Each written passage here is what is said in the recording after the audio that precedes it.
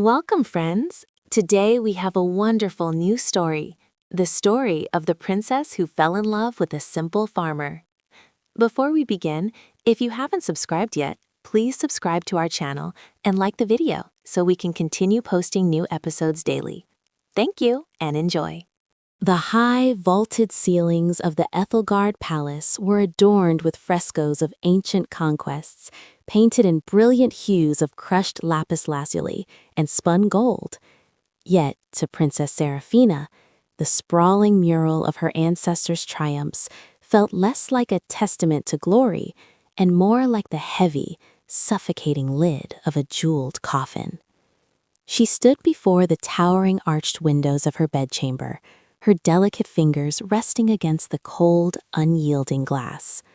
Beyond the manicured topiary mazes and the imposing obsidian walls of the royal estate lay the sprawling, untamed valleys of her kingdom. It was a world she was destined to rule, yet forbidden to touch. Seraphina was the sole heir to King Valerius, a monarch whose heart was as rigid and impenetrable as the marble pillars holding up his throne room. Her life had been meticulously curated since the day she drew her first breath. Every word she spoke was measured, every smile calculated, every gown woven from the finest silks of the East to project an image of infallible, untouchable divinity. But beneath the corset of pearls and the heavy velvet skirts that dragged across the polished floors, Seraphina's heart beat with a wild, desperate, and profoundly human rhythm. She did not want to be a symbol. She wanted to be alive. The turning point of her existence arrived on the eve of the summer solstice, a night when the entire capital was consumed by the intoxicating fervor of the grand masquerade.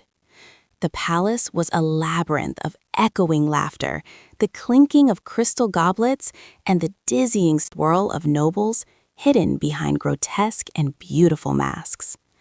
The air was thick with the cloying scent of roasted meats, spilled wine, and heavy, musky perfumes. The sheer artificiality of it all clawed at Seraphina's throat. Suffocating beneath the weight of her elaborate golden swan mask and the relentless gaze of ambitious suitors, she made a reckless, impulsive decision. Slipping through the shadowed corridors known only to the servants, she shed her cumbersome outer skirts, leaving only a simple linen underdress. She draped a dark, coarse woolen cloak over her shoulders, concealing the silver threads that betrayed her royal blood, and vanished into the balmy, restless night. Seraphina wandered far beyond the iron gates of the upper city, her soft velvet-slippered feet aching as she traversed the cobblestone streets that gradually gave way to the soft, uneven dirt roads of the agrarian outskirts. By the time the first blush of dawn began to bleed through the horizon, painting the sky in bruised shades of violet and pale pink, she found herself at the edge of the whispering orchards. The air here was entirely different. It was stripped of pretense, smelling fiercely of damp earth, crushed apple blossoms, and the raw, vital scent of morning dew. It was here, amidst the endless rows of ancient, gnarled apple trees, that she saw him. He was not a knight in gleaming armor, nor a lord with a silver tongue. He was a man of the earth. His name was Elias. He was swinging a heavy iron axe, splitting firewood with a rhythmic, hypnotic precision.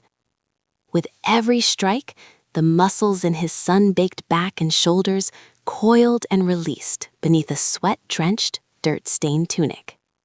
His hair was the color of roasted chestnuts, falling in unruly waves into eyes that were the sharp, clear green of new spring leaves. When he paused to wipe his brow with the back of a calloused hand, he noticed her standing at the edge of the clearing, a small, shivering silhouette wrapped in a stolen cloak. Elias did not bow. He did not drop to his knees in trembling reverence, for he saw only a lost, exhausted girl who had wandered too far from the festival's revelry. "The woods are no place for a stray shadow at this hour," his voice rumbled, deep and resonant, carrying the rough cadence of a man who spoke more to the soil and the sky than to other people. Seraphina, stripped of her titles and her guards, felt a sudden, terrifying rush of vulnerability, followed instantly by a profound, intoxicating wave of liberation. She approached him, her steps hesitant, but drawn by an invisible magnetic pull. When she stumbled over an exposed root, Elias dropped his axe and caught her by the arm. His hands were rough, scarred by years of relentless labor, yet his grip was astonishingly gentle, anchoring her to the earth in a way she had never experienced. "I am lost," she whispered, the first honest word she had spoken in years. Elias guided her to a wooden bench outside his modest stone cottage, offering her a tin cup of fresh water drawn from the deep well. As she drank, she watched him. There was no deceit in his posture, no hidden agenda in his gaze.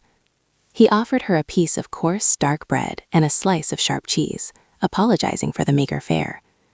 To Seraphina, who had dined on roasted pheasant and candied plums her entire life, it was the most magnificent meal she had ever tasted. It tasted of reality.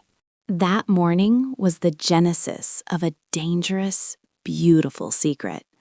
Seraphina did not return to the palace until the sun was fully risen, slipping back into her gilded cage just before her ladies-in-waiting arrived to wake her. But a crucial part of her spirit remained in the orchard.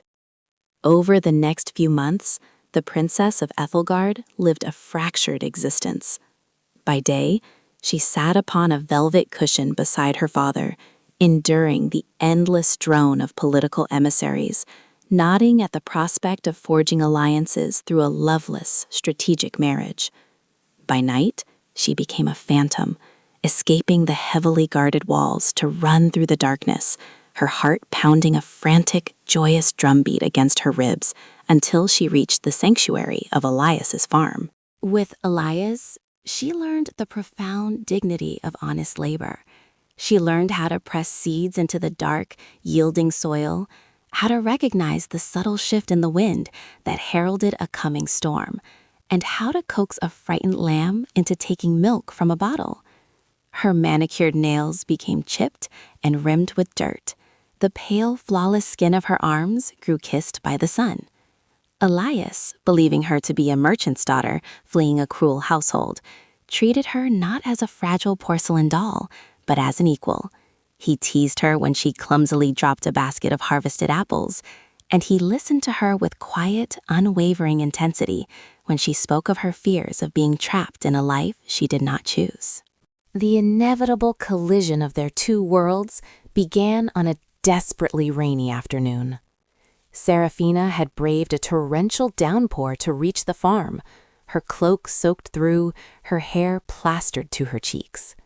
She found Elias in the barn, the warm, earthy smell of wet hay and animal breath enveloping them.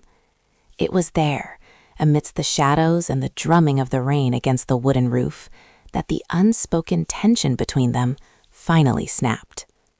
Elias reached out to brush a wet strand of hair from her face, his rough thumb lingering on the soft curve of her jaw. Seraphina leaned into his touch, her eyes closing as a shudder ran through her that had nothing to do with the cold. When he kissed her, it was not the polite, chaste pressure of a courtly suitor. It was a desperate, hungry claiming, an intertwining of souls that shattered the last remaining walls around her heart. She clung to him, her hands tangling in his damp hair, tasting the rain and the salt of her own tears on his lips. In his arms, she was not a princess. She was simply a woman, fiercely and entirely alive. But the euphoria of their union was swiftly shadowed by the crushing weight of her reality. That very evening, King Valerius summoned Seraphina to his private study. The room was dark, lit only by the flickering flames of the hearth that cast long, demonic shadows across the tapestries. The king, his face a mask of uncompromising authority, announced that a treaty had been finalized.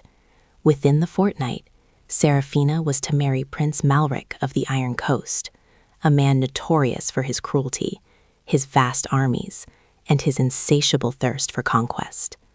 The marriage would secure Ethelgard's borders for a century. It was not a request. It was a royal decree, sealed in wax and blood.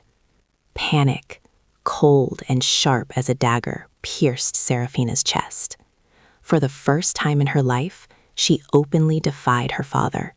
She pleaded, she wept, she argued that Ethelgard was strong enough to stand alone, that she would not be sold like a prized mare to a monster. King Valerius struck her. The sharp crack of his hand against her cheek echoed in the cavernous room, silencing her protests. "You are a vessel of the crown," he snarled, his eyes blazing with furious contempt. "Your heart does not belong to you. It belongs to the kingdom. You will marry Malric, or I will lock you in the highest tower of this palace until you forget the sound of your own name." Devastated and desperate, Seraphina fled to the only refuge she knew. She ran to the orchard, careless of the mud ruining her silken nightgown, careless of the guards who noticed her frantic departure. When she burst into Elias's cottage, she fell into his arms, sobbing uncontrollably. The truth, ugly and terrifying, poured from her lips. She confessed her true identity, the deceit of her disguise, and the doom that awaited her. Elias stood paralyzed, the revelation washing over him like a tidal wave. The woman he loved, the woman who had helped him harvest his crops and laughed with him under the open sky, was the future queen of the realm. The societal chasm between them suddenly yawned wide, a bottomless abyss filled with the sharp spikes of treason and death. For an agonizing moment, Seraphina thought he would turn her away. She saw the shock, the betrayal, and the deep, profound sorrow etched into the rugged lines of his face. But Elias was a man who understood the enduring strength of deep roots. He did not bow to the invisible crown upon her head. Instead, he pulled her tightly against his chest, burying his face in her hair. "A crown does not change the woman who held a dying sparrow in her hands and wept," he murmured fiercely into the darkness of the room. "You are my Seraphina, not theirs." They formulated a desperate plan to flee across the eastern mountains before the dawn, but the palace had eyes, and the king's spymaster was not a man to be underestimated. The mud on Seraphina's shoes, her frequent absences, the whispers of the guards, all had been compiled into a damning report. Just as Elias was saddling his only horse, the deafening thunder of armored cavalry shattered the peace of the orchard. Dozens of the king's elite guards, clad in black iron, swarmed the farm. Torches illuminated the night, turning the peaceful apple trees into twisted skeletal watchers. Elias fought with the ferocity of a trapped wolf. He wielded a pitchfork against their broadswords, his muscles straining, his face contorted in a mask of protective fury. But he was only one man against a tide of trained killers. The sickening crunch of a heavy gauntlet against his skull brought him to his knees. Seraphina screamed, a raw, primal sound that tore her throat, fighting against the three guards who dragged her backward. She watched in helpless agony as Elias was bound in heavy iron chains, his face bruised and bleeding, his eyes still locked onto hers with a desperate, unwavering love. The dawn that followed was the darkest Seraphina had ever known. She was dragged back to the palace, thrown into her chambers, and locked away. But the king was not satisfied with mere confinement. He intended to make an example of the peasant who dared to touch the royal bloodline. Elias was thrown into the deepest dungeon, condemned to be executed for high treason at noon the following day in the grand courtyard, a spectacle meant to crush any remaining rebellion in Seraphina's spirit. As the hours ticked away, Seraphina sat on the cold marble floor of her prison, staring at the intricate golden patterns of her cage. The grief was so immense it threatened to stop her heart. But beneath the grief, a terrifying, beautiful resolve began to crystallize. She realized that power was an illusion, a construct maintained only by fear and submission. Her father held power because she allowed it, because she played the role assigned to her. An hour before the execution, Seraphina demanded to see the king. Her ladies-in-waiting, trembling with fear, prepared her in her most magnificent gown, a sweeping creation of deep crimson velvet embroidered with gold thread, a heavy diamond tiara resting upon her brow. She looked every inch the terrifying, unyielding monarch her father wished her to be. When the heavy oak doors of the throne room were thrown open, the entire court was assembled. Dukes, earls, and foreign emissaries stood in hushed anticipation, fully aware of the scandal that had rocked the foundation of Eppelgard. At the center of the room, kneeling on the polished marble floor, was Elias. He was battered, his clothes torn, heavy chains biting into his wrists and ankles. Yet, his posture remained unbroken. He did not look at the king. He looked only at the grand doors as Seraphina entered. The silence in the room was absolute, a palpable, suffocating tension that hung heavy in the air. King Valerius sat upon his elevated throne, a cruel smile playing upon his lips. "You have come to witness the price of your foolishness, daughter," he boomed, his voice echoing off the vaulted ceilings. "Let this common dirt be washed away, so you may take your rightful place beside Prince Malric." Seraphina did not look at her father. She walked slowly, deliberately, the heavy train of her crimson gown sweeping the floor until she stood directly before Elias. She looked down at his bruised face, at the dirt and blood that stained his skin, and she saw the only truth that mattered in the world. Slowly, she reached up and unclasped the heavy diamond tiara from her hair. The court gasped as the priceless artifact clattered loudly against the marble floor, rolling away to rest near the king's feet. Next, she reached behind her neck, unfastening the magnificent ruby necklace that had belonged to a dozen queens before her. It joined the tiara on the floor. "I am not your vessel," Seraphina's voice rang out, clear and sharp as a silver bell, slicing through the heavy silence of the court. She turned her gaze to her father, her eyes blazing with an inner fire that made the king instinctively grip the armrests of his throne. "I will not marry Malric. I will not secure your borders with my blood, and I will not rule over a kingdom that demands the execution of an innocent man to soothe a tyrant's pride." Murmurs of shock and outrage erupted among the nobility. The king's face turned a violent shade of purple. "Treason!" he roared, standing up. "Guards, seize her! She is mad!" "No!" Seraphina shouted, stepping over the discarded jewels and dropping to her knees beside Elias. She wrapped her arms tightly around his battered shoulders, shielding his body with her own. "If he dies today, he does not die alone. You will have to strike through the royal bloodline to reach him. You will have to murder the future of Ethelgard in front of every lord and emissary in this room. Let them see the true face of their king." The guards hesitated, their hands hovering over the hilts of their swords. To strike a peasant was duty. To strike the crown princess was a guaranteed death sentence, a curse upon their souls. The entire court held its breath. King Valerius stared at his daughter, the rigid lines of his face trembling with a volatile mixture of rage, disbelief, and a sudden creeping terror. He looked at the horrified faces of his courtiers, at the foreign diplomats whispering furiously among themselves. If he killed her, the lineage ended.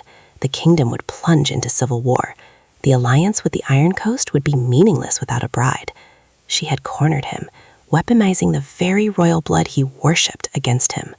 "You would throw away an empire for a man who plays in the mud?" the king whispered, his voice cracking under the immense strain of his fractured reality. "I am throwing away a prison," Seraphina replied, her voice trembling but unbroken. She looked deeply into Elias' eyes, finding the quiet, enduring strength of the earth within them. "For a man who showed me the sky." The standoff stretched into eternity. The silence was agonizing, heavy with the weight of shifting destinies. Finally, the king sank back into his throne, suddenly looking like an old, broken man. He waved a trembling hand, dismissing the executioner. "Take off his chains," the king commanded, his voice devoid of all its former thunder. "Take off his chains and cast them both out. Strip her of her titles, her lands, and her name. If she crosses the gates of this city again, she will be shot on sight as a trespasser." The heavy iron chains fell from Elias's wrists with a loud metallic clang. He struggled to his feet, his muscles screaming in protest, and immediately reached down to pull Seraphina up beside him. The court parted like the Red Sea, lords and ladies pulling their expensive silks away as if the couple carried the plague. Seraphina did not care. She did not look back at the throne, nor at the discarded jewels that sparkled uselessly on the floor. Hand in hand, the bruised farmer and the disgraced princess walked out of the grand hall, down the sweeping marble staircases, and out into the blinding light of the midday sun. They walked past the bewildered guards, past the manicured topiary mazes, and through the heavy iron gates of the upper city. As they crossed the threshold, the heavy wooden doors slammed shut behind them with a final echoing thud, sealing away the kingdom of Ethelgard forever. Seraphina stood on the dusty road, the harsh gravel biting into her soft shoes, her velvet dress heavy and impractical in the summer heat. She had nothing, no gold, no army, no home. She turned to look at Elias, whose face was battered and swollen, but whose green eyes shone with a brilliant, untamed light. He lifted his calloused hand and gently wiped a tear from her cheek, his touch as grounding as the roots of the ancient apple trees. "We have a long walk ahead of us," Elias said softly, a small, painful smile breaking across his face. Seraphina smiled back, a genuine, radiant expression that had never once graced the halls of the palace. She took a deep breath, filling her lungs with the scent of dust, wild grass, and absolute freedom. She gripped his hand tighter, feeling the rough scars that told the story of a real, unscripted life. "Then we had better start walking," she replied. Together, they turned their backs on the towering obsidian walls of the past, stepping forward into the vast, unknown, and beautifully ordinary world.